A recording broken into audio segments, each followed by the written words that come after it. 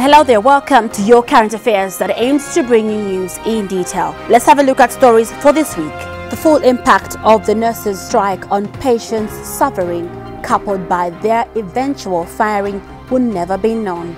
However, one of the many patients who have had to endure the full brunt of the strike is Mwale.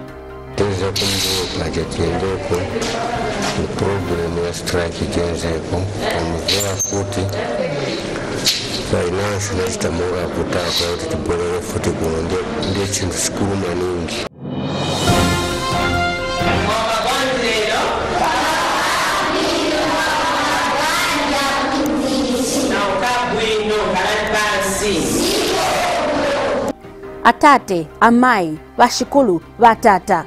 The country's 7 official local languages go back to the classrooms across the country.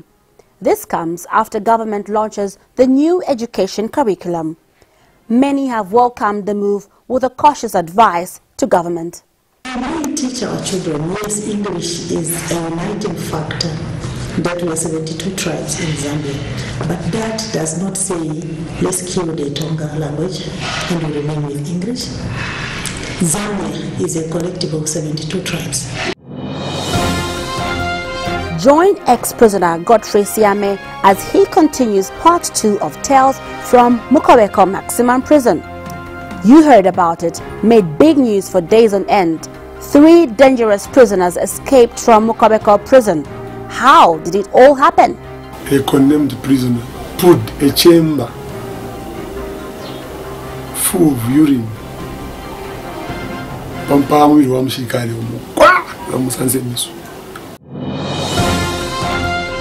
I'm Francesca Piribanda, and you're watching The Scoop. Government has reintroduced the use of local languages in school as a medium of instruction. The move has received diverse reactions from stakeholders in a broadened range of changes, which has also seen the introduction of entrepreneurship. However, one thing certain is that the policy shift is here to stay, and implementation in some schools has just begun.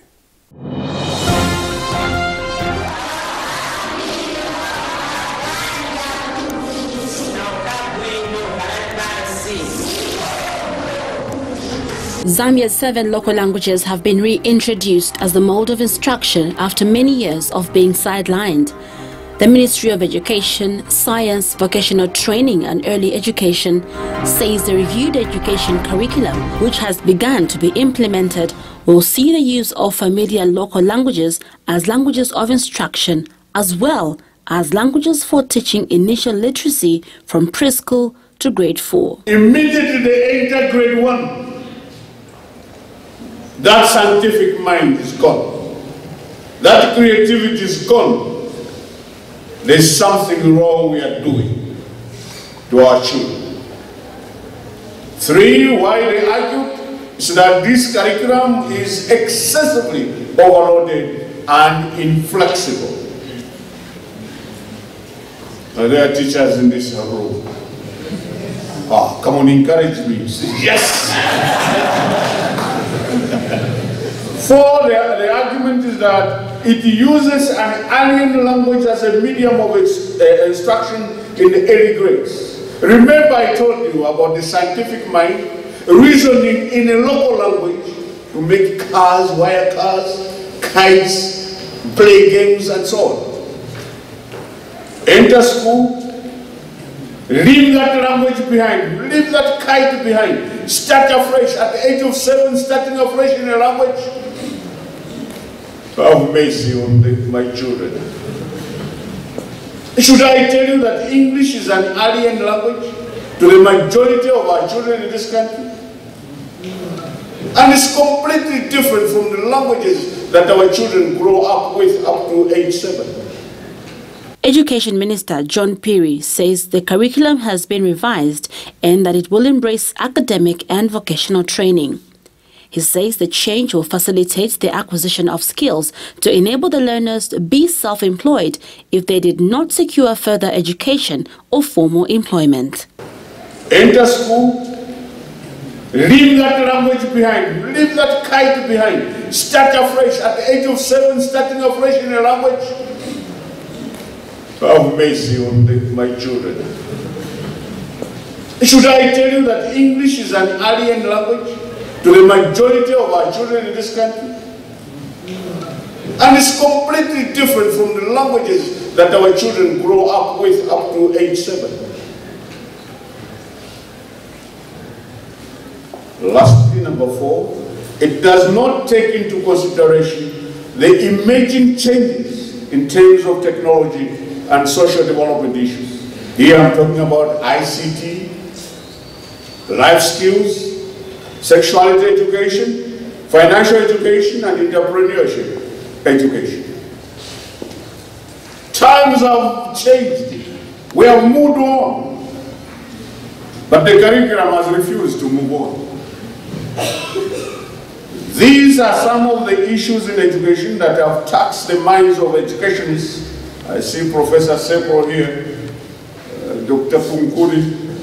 Basic Education Teachers Union of Zambia has welcomed the move, saying it is a step in the right direction. I hope in terms of implementation, our teachers will take everything seriously and continue to implement the program. And also suffice to indicate that we are happy that this thing will be done gradually. Much as we know that it is taking off this year, but it will be done in stages up to 2017. We had an initial program that was piloted, which we refer to as NBTL, that is New Breakthrough to Literacy. So it's a good program actually in terms of raising the literacy levels in this country. Zambia has over 72 tribes, but the 7 main dialects have been selected as the main mode of instruction in primary schools. Zambia National Education Coalition, ZANEC, has welcomed the move, but cautions government. We have 7 local languages and they're being taught in schools. So these teachers have the capacity already. Maybe what we may say, they might not be sufficient enough to be spread across the country. And it's another challenge because the same government, through the Minister of Finance, have put a road freeze and the employment freeze for 2 years. And now we're having these pronouncements, we're having these new issues that need to be implemented with immediate effect. We need teachers to be deployed in these schools. So as ZANEC, we are saying, has government done their work? Do we have teachers on the ground? Do we have the materials? We are just developing, reviewing the curriculum that has been launched. And some books are launching and printing. It's another thing. And they distributed to these schools for them to be used because it is with immediate effect. So issues of distribution to reach the intended child in the rural areas. We're not talking about the land where it's easy access, but we're talking about racism now. And some roads are impassable. So are these books or learning materials already in these schools for these teachers to use? If yes, we're okay. Then we look at the delivery of these learning materials to the children and how it will affect the children, whether positive or negative. If it will be negative, how then will these teachers be able to turn the negatives into positives?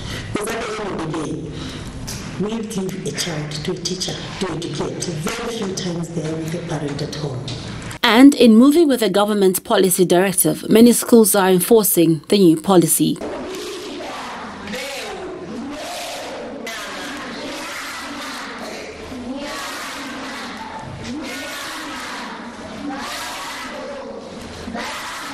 Headmaster at Northmead Primary School is pleased with the response from both pupils and teachers. It's not that this local language is coming as a new thing, because even in the previous curriculum, we used to teach Nyanja as a subject. It's only that now the language of instructions in all the subjects is Nyanja. So there's no teacher in Lusaka who can say, I cannot teach Nyanja. If they are unable to teach Nyanja, how are they teaching Nyanja as a subject? So there's no teacher unless somebody who has come on transfer from Umongu. The new curriculum is bringing in a local language as a medium of instruction. unlike in the past when Nyanja used to come as a subject like mathematics. But now if I'm teaching CTS, I must teach CTS in local language.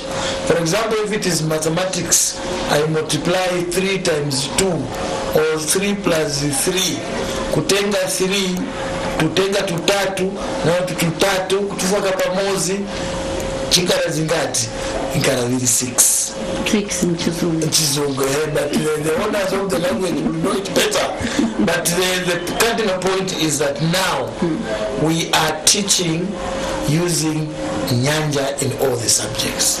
While the policy does not apply in international schools operating in the country, the principal at Chinese International School notes that language is an important aspect of culture. She adds that China is a good example of a country that embraces local languages. Chinese International School have full-time Chinese learners and also part-time Chinese learners.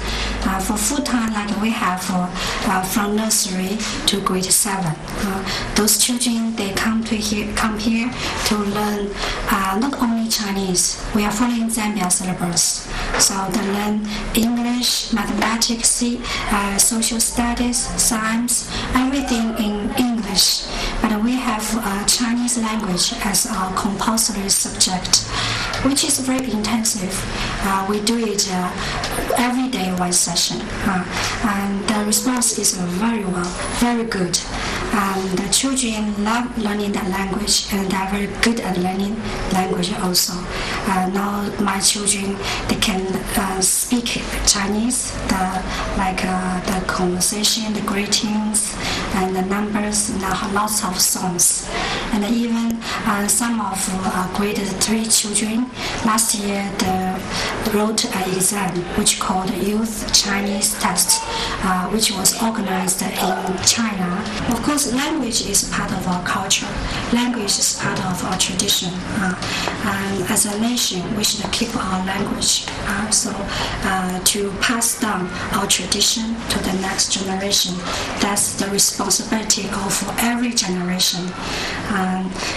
In China, we have many provinces, and in different provinces we have different dialects, and different provinces they still have the dialects.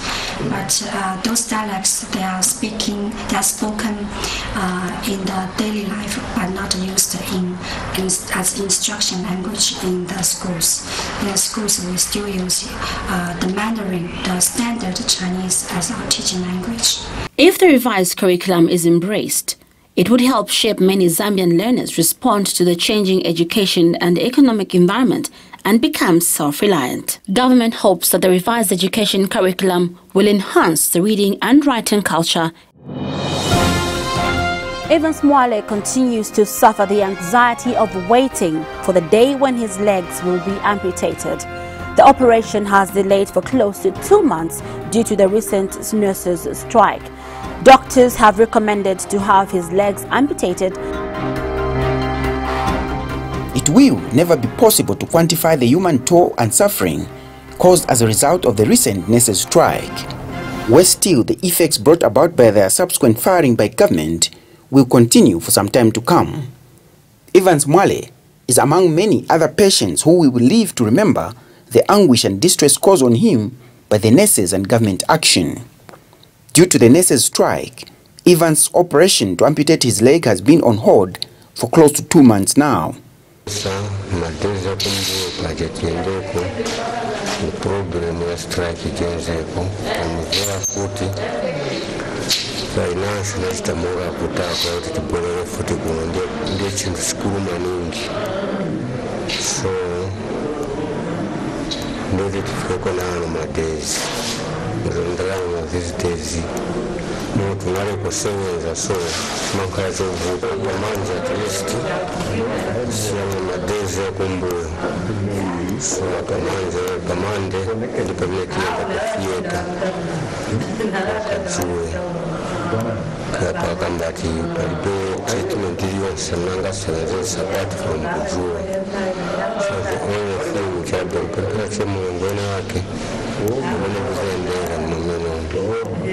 He has gangrene, a condition where tissue in his leg has died, with the solution being amputation.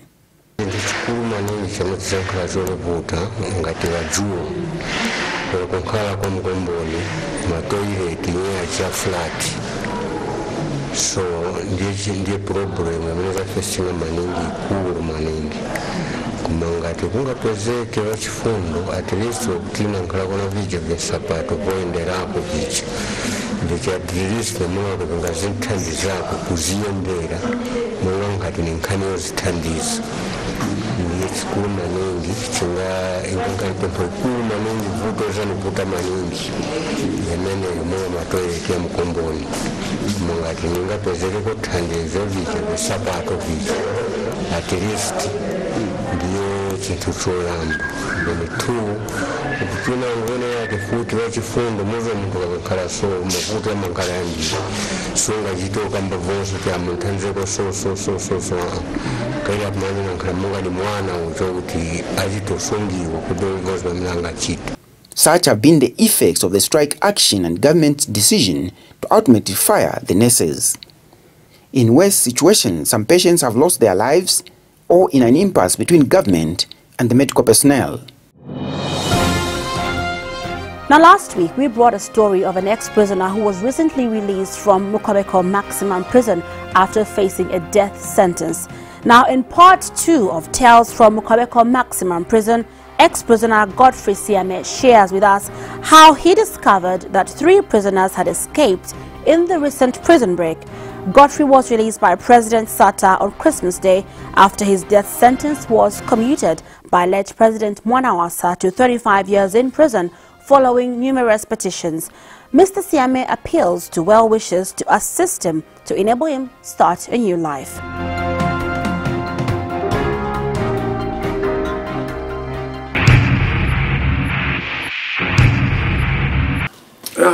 When it comes to regretting, you know, there are so many things I would have done in this long journey, 16 years. Because if I was not in prison, maybe by the time I'm speaking now, I could have won my own house. I would have done a lot of things in life. Then also the part of my family, I would not have maybe only just two children. It is because of being in there that is the reason why I'm limited to 2 children and not having so many properties as mine. Because compared to my friends whom I left by the time I was entering prison, they have achieved a lot. One in Ndola is doing fine. He has built a very big mansion in Mishivi by the name of Oswald. Then the other friend, he has 6 vehicles. He has also his own shelter. But compared to me, I don't have anything. I'm just like a newly born child who has joined a society and learning slowly, and not until when God will give me something to do. As I was approaching on cell 19 down, where those escapees were sleeping, I touched that door and it was found to be open. Then I told the officer whom I was with, "Oh, Bwana, this door is open. I think this door has been tempered." Then the Bwana said, "Fumako, tewa kuipaya. Abantu nga Stephen Msango so obviously they are armed." So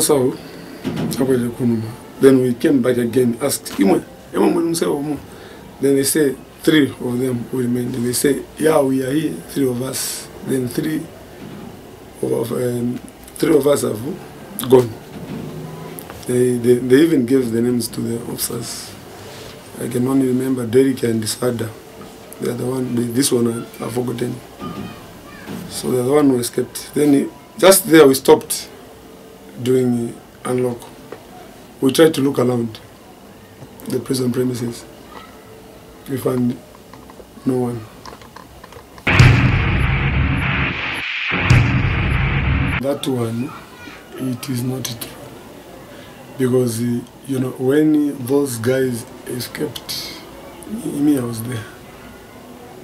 And when those officers were called to come and try to bring harmony and peace in prison, they did not beat anyone, but in the process, those condemned who were on the other side, there was the cell they created for a few condemned prisoners, about 60 so.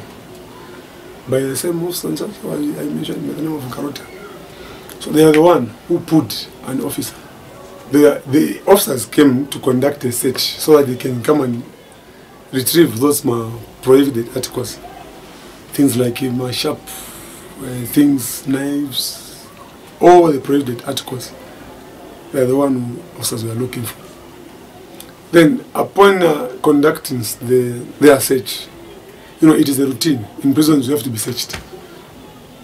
Because, you know, prisoners are very sophisticated. So in the process when they are doing that, one condemned prisoner put a chamber full of urine.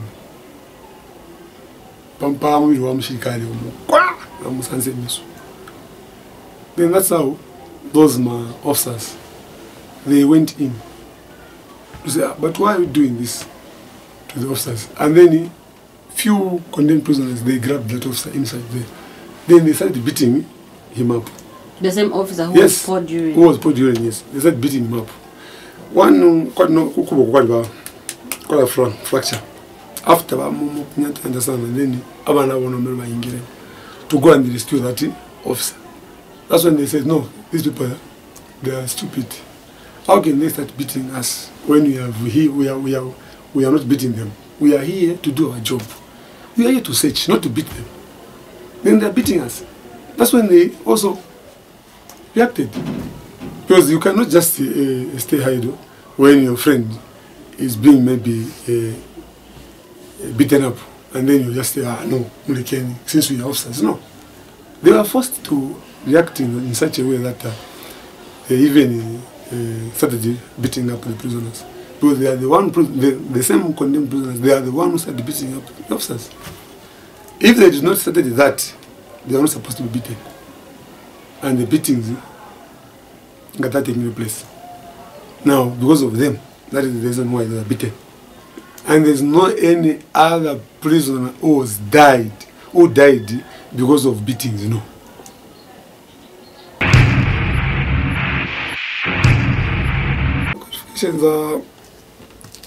I have a certificate in general agriculture. So if there will be anyone who can be interested in me, maybe to offer me an employment, I can appreciate that, because I can do that with the knowledge I've acquired from Chipembe College of Agriculture. Also, I have a certificate in power electric. I did this with Teveta. Then I've also acquired the skill of a painter. I'm a qualified painter, even though I am not yet being given a certificate in painting. I was about to get a certificate maybe sometime in June this year. I'll go and pass by per maximum so that I can correct whatever papers I left there.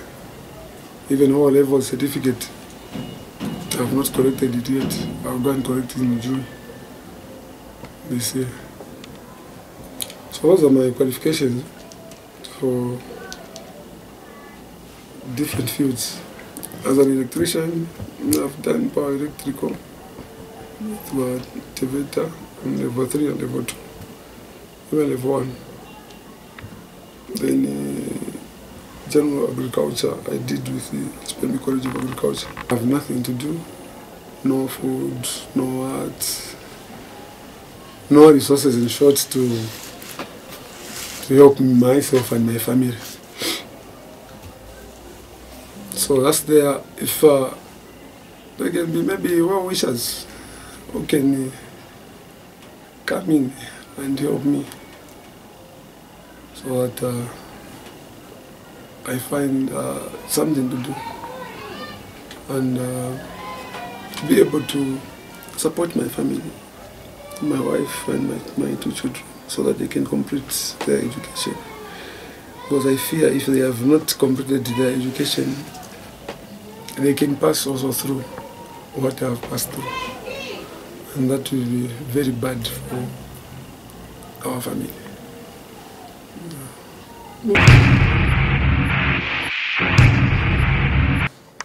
Some of my relatives in Mwale, they refused to have a reconciliation with them, because the one who died in this case was my stepfather. The cousin to my mom, now the husband, is the one who died. So after we have buried that man, we mourned him and buried him, and then that's how they caught me with a bat, which was connecting me to the same killing of that person. So that family, it has left in their heart to say it was me who killed that man. Despite telling them the truth, they have failed to believe me. They still maintain to say it was me who killed him. I told them to say, before I went in prison, I told them to say, if you are convinced to say it was me who killed my father, you go to the witch doctors and do whatever you want to do so that they can be killed also. They went there, they got a different issue. The one who was seen, it was not me. It was that man who accused the one they acquitted, and he has died. Is the one who was seen there, not me. So they just failed to come back to their senses and say, you